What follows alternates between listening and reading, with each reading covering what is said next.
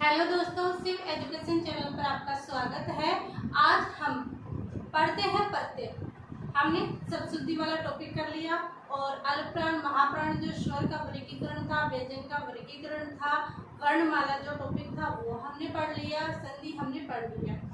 अभी पीटीटी का एग्जाम हुआ था, उसमें मैंने आपको जो 5 क्वेश्चन की जो अल्पप्राण महाप्राण के जो 5 क्वेश्चन लिए थे उनमें से एक्यूरेट क्वेश्चन ऐसे की ऐसे आए हुए हैं। अगर आप नहीं मानते तो आप उसमें जाकर देख सकते हो कि पीटीटी के अंदर जो वर्णमाला से जो क्वेश्चन आए हैं वो इसी क्लास में से आए और ज़्यादा देर की क्लास नहीं है, सिर्फ 5 मिनट की क्वेश्चन है। और मैं आगे भी कहती हूँ कि शब्द और ये सारे सिद्धांत कहीं और से क्वेश्चन नहीं जाते एग्जाम में इन्हीं में से क्वेश्चन आते हैं, बस हमारा पढ़ने का नजरिए का फर्क होता है। रही बात शब्द की, हम क्या करते हैं कि एक छोटी क्लास होती है, इसके अंदर हम सिद्धांत बता देते हैं, नियम बता देते हैं, लेकिन एक एक शब्द करके हम नहीं बता सकते। उस शब्द को हमको खुद से प्रैक्टिस करना होता है, क्योंकि एक एक शब्द यहाँ पर नहीं बताया जाता है, क्योंकि इतनी फैसिलिटी यहाँ पर कोई बड़ा प्लेटफॉर्म नहीं है। ये इतनी फैसिलिटी यहाँ पर उपलब्ध नहीं है कि यहाँ पर आधे घंटे 1 घंटे की वीडियो उपलब्ध हो सके। तो इसलिए इन्हीं 5 मिनट में से आपको सिद्धांत नियम जो ये चीज़ मिलती है उनको आप अच्छे से देखें और शब्द खुद से प्रैक्टिस करने की कोशिश करें। सारी चीज़ें आपको शॉर्टकट में मिलती है, ज़्यादा टाइम भी मिलता है और आपको भी कवर करने में ज़्यादा टाइम नहीं मिलता। और सारे की मैंने प्लेलिस्ट बनाकर डाल रखी है, उसमें आप देख सकते हो। इसलिए बार बार आपको अलग अलग वीडियो भी नहीं देखना पड़ेगा, सारी एक ही प्लेलिस्ट के अंदर अवेलेबल है। चलिए स्टार्ट करते हैं प्रत्यय का टॉपिक। प्रत्यय यानी प्रतिधन है। प्रत्यय का जब हम संधि विच्छेद करते हैं तो क्या होगा? प्रतिधन है। क्या होगा? प्रतिधन है। प्रतिधन यानी प्रति यानी पास। क्या?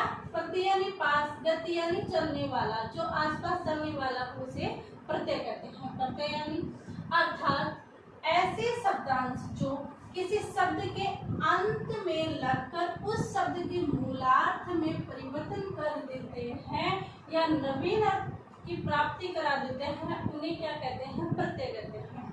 ध्यान रखना, एक होता है प्रत्यय, एक क्या होता है? प्रत्यय।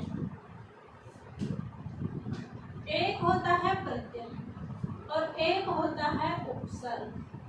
हालांकि आपको उपसर्ग से अलग से टॉपिक लिखी जाएगी, लेकिन इसमें जो इनके बराबर जो चीजें हैं वो बता रही हूँ जहाँ आपको हमें कंफ्यूजन होती है। उप यानी आगे, कोई भी हिस्सा होता है हम बोलते हैं उसका उप यानी आगे, तो उपसर्ग का ध्यान रखना, ये शब्द के आगे लगेगा। और प्रति, प्रति पैसे, प्रत्यय पैसे पीछे, पैसे प्रत्यय पैसे पीछे यानी अंत में या पीछे लगेगा। क्या? उपसर्ग यानी उप यानी ऊपर, जो ऊपर होता है यानी आगे लगेगा, और प्रत्यय यानी पीछे, ये पैसे प्रत्यय पैसे पीछे यानी पीछे लगेगा, अंत में लगेगा। इसलिए कंफ्यूजन मत होना। उपसर्ग शब्द के आगे लगता है और प्रत्यय शब्द के पीछे लगता है। ये कौन सा हो गया? हमें बता दिया कि उपसर्ग और प्रत्यय में अंतर की। प्रत्यय पै पीछे, उपसर्ग उप आगे ऐसे।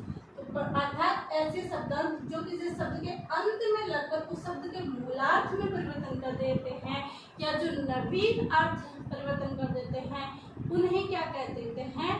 प्रत्यय कहते हैं। और इन प्रत्यय का अपना कोई मूलार्थ अलग से अर्थ नहीं होता। जैसे मधुर शब्द है। मधुर शब्द क्या है? मधुर शब्द है। मधुर शब्द क्या है? मधुरता बता रहा है, यानी कोई चीज कि मधुर बताया कि उसकी वाणी बहुत ही मधुर है, यानी मधुर की विशेषता बता रहे, यानी विशेषण। क्या है? विशेषण है। अब इसके अंदर हमने यह प्रत्यय जोड़ा, ये का अपना कोई अर्थ नहीं होता, ये एक क्या है? एक अदस्थ व्यंजन है।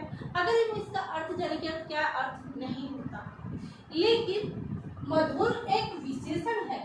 मधुर क्या है? एक विशेषण है। इसके अंदर अगर हम यह जोड़ देते हैं तो शब्द क्या बन जाता है? माधुर्य। क्या शब्द बन जाता है? माधुर्य। और माधुर्य क्या अब भी विशेषण है? जी नहीं, मधुर शब्द विशेषण था, हमने यह प्रत्यय जोड़ा और इस विशेषण से क्या बनी? भाववाचक संज्ञा बन गई। क्या? माधुर्य। क्या बन गई, माधुर्य। ऐसे में भाववाचक संज्ञा जो होती है, व्यक्तिवाचक संज्ञा जो होती है, स्थानवाचक संज्ञा होती है, इन चीजों को भी हमें इन प्रत्यय, उपसर्ग, संधि, एक एक टॉपिक को अगर हम देखते हैं तो सारे टॉपिक अपने आप ही क्लियर हो जाएंगे और ये एक दूसरे से बंधे हुए हैं। तो ध्यान रखना, प्रत्यय का अपना अर्थ नहीं होता, ये शब्द के अंत में लगते हैं और जैसे मधुर विशेषण है, यह प्रत्यय हमने जोड़ा, माधुर्य भाववाचक संज्ञा बन गया। ऐसे ही काफी प्रत्यय होते हैं, जैसे भुलावा।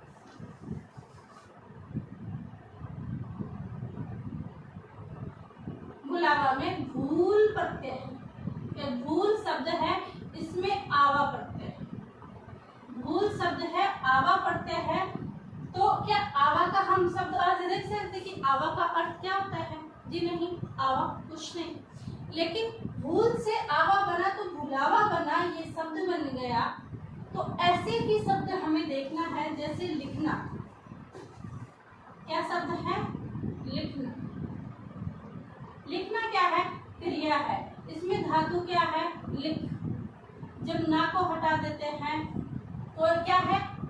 ना क्रिया के रूप में है ना, और लिख।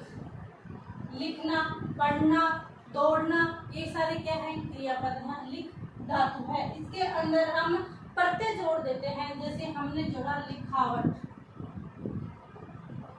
शब्द क्या बना? लिखावट।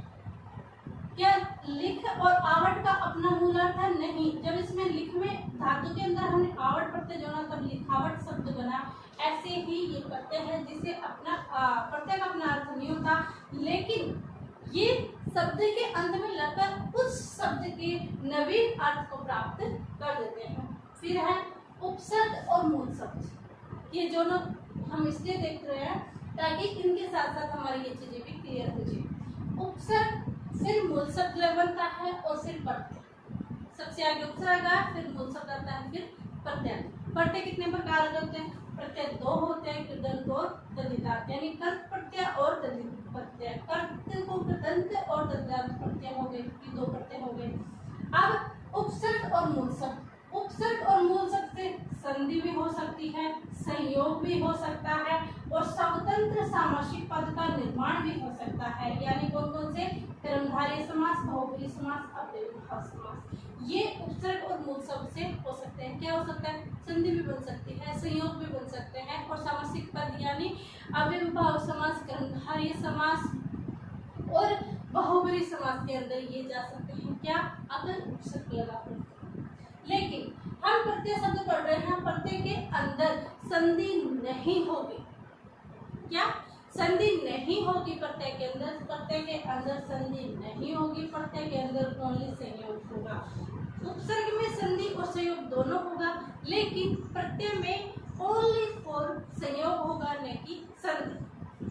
फिर है सामासिक पद निर्माण, इसमें भी हो सकता है। किसमें? प्रत्यय के अंदर। प्रत्यय के अंदर ध्यान रखना, संधि नहीं होगी, क्या होगा?